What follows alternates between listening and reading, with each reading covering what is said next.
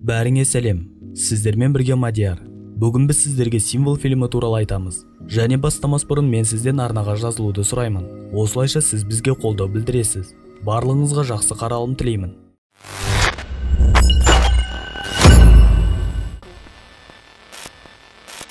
Ер адам бейтаныс бөлмеде оянады. Ол қабырғалардың бірінде біртүрлі дөңес байқайды. Және ол өте жұмсақ. Сол себепті ол тұтқаны тартуды шешті. Содан кейін көптеген періштелер қабырғалардан шығып, қайта кетпес бұрын ұқсас түймелерді қалдырады. Ол қазір ғана әку ұстағанын түсініп, айқай салып көмек сұрайды. Бірақ әрине оған ешкім жауап бермейді. Мен өзімнің үйіме қайтқым келеді. Жауап болмағандықтан жігіт тұтқаларды басуды ұйғарады. Сондықтан ол әр түйменің әртүрлі затқа жауапты екенін біледі. Егер сіз үнемі бір түймені бассаңыз, сәйкесінше сол зат қана түседі. Осылай ол ерігіп тұрғанда, батырманы шатастырып басып қалады. Салдарынан аяғына арба келіп соғылды. Ауырсынуды жеңе отырып ол жаңа түймені басады. Содан кейін қабырғадан көтен шығып, жаны бардың желі бар деген ұранды ұстана отырып пырт еткізеді. Біраз уақыттан кейін бөлмеде әртүрлі заттар толтырылған. Ал түймелердің бірі суши шығарады. Ер адамның ас ішуге кіріспек ойы бар, бірақ бір мәселе туындады. Соя соусы қайда? Бұл оның түймені қайта басуына себеп болды. Бірақ әлі де соя соусы жоқ. Содан кейін ол сушидің әрқайсысын жей бастайды. Және ол бәрін жеп болғаннан кейін тағы да суши жемекші болып түймені қайтадан басады. Бірақ енді соя соусы түсті.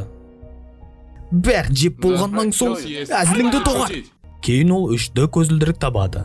Көзілдірікті киіп көруді шешті. Көзілдіріктің көмегімен ол қабырғада өзінің насыбайына көрсетіп тұрған мүсінді көреді. Жігіт бұл бостандыққа шығаратын есіктің тұтқасы деп ойлайды. Бірақ оны аспаннан түскен дәу көтен желмен жерге жабыстырып қояды. Осылай арада біраз уақыт өтеді. Ол манганың бір бөлімін оқып бітіреді. Енді келесі бөлімін алайын деп түймешені басса, қалағаны түспейді. Сол себепті ол дұрыс тарауды табуға тырысады. Бірақ ол қандай да бір есікті табады. Расында ол бірден жабылады. Және қандай түймені басқанын есінен шығарып алады. Осыған байланысты ол қайтадан дұрыс түймені табуға тырысады. Бірақ кенеттен жабайы адам жүгіріп шығады. Келесі жаңа түймені басса, басына су құйылады. Міне үшінші түйме есікті ашты. Бірақ ол оған кіріп үлгермейді. Есік тек тұтқа басылып тұрған кезде ғана ашық болады. Жігіт осы мәселені шешуге тырысуда. Біріншіден, тез жүгіріп барып кіріп кетуге әрекет жасайды. Содан кейін түймені басу үшін ұзартқыш ретінде шыбын ұрғышты пайдаланады. Желдеткіш пен секіргіш арқан сияқты заттардың ешқайсысы көмектеспейді. Тіпті құмыра да түймені басып тұра алмайды. Оған су толтыру керек. Бірақ бір мәселе бар. Су тек оның басына ғана құйылады. Ендеше құмыраны сушимен толтыру қажет. Бірақ енді құмыра ауыр. Ал ішіне қол сыймайды. Енді ішіндегі сушиді таяқшамен ұзақ уақыт бойы шығару керек. Үйтіп шәлтіреңдеп жүріп құмыраны көтеріп апарғаны сол еді, қай түймеше есікті ашатынын ұмытып қалды. Сол себепті ол бірінші көрінгенін басады. Қабырғадан жабайы адам шығып құмыраны сындырады. Ол ашуға булығып түймешені сушидан қалған күріш ботқасымен жабуға тырысады. Бірақ еш нәтиже жоқ. Жабысқақпен жабыстырып еді, ол да көмектеспеді. Әрекетін тоқтатпай түймелердің бірін басып еді, аспаннан салбырап арқан түсті.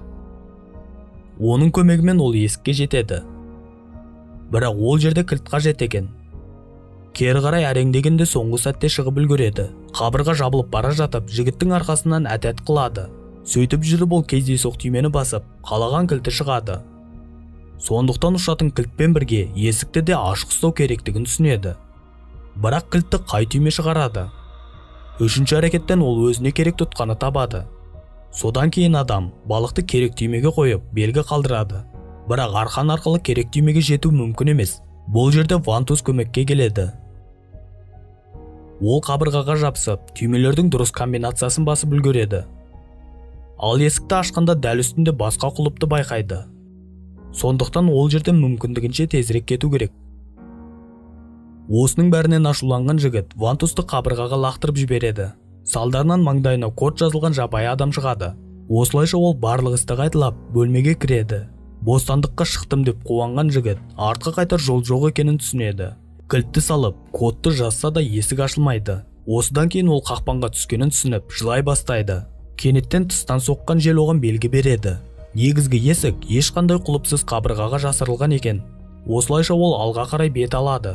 Оны жаңа бөлме күтіп тұр. Онда тағы да мүсіндер шығып, әкубайларын қалдырады.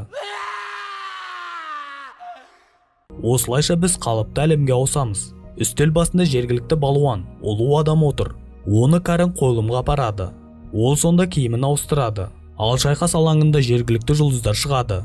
Олардан кейін ұлу адамның өзі де шықты. Шағын шоу басталды. Оның барысында ұлудың серіктесі есінен танып қалды.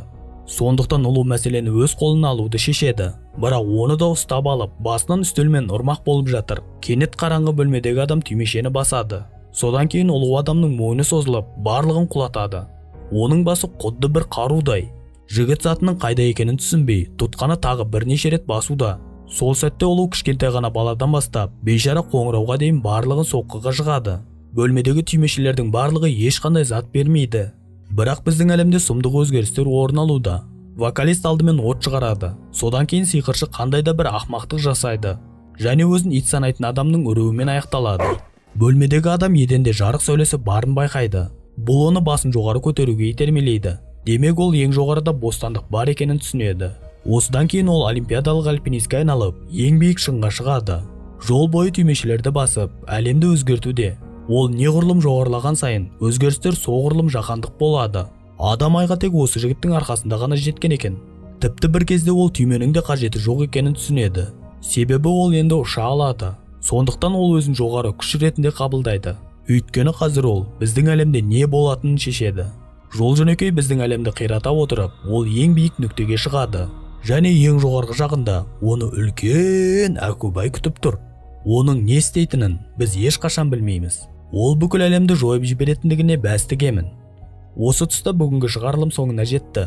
Бұл киноның авторы не шеккенін білмеймін, бірақ маған ұнады. Ерекше фильм екен. Ал егер сіздерге менің баяндамам ұнаған болса, лүпіл басып пікір қалдыруды ұмытпаңыз.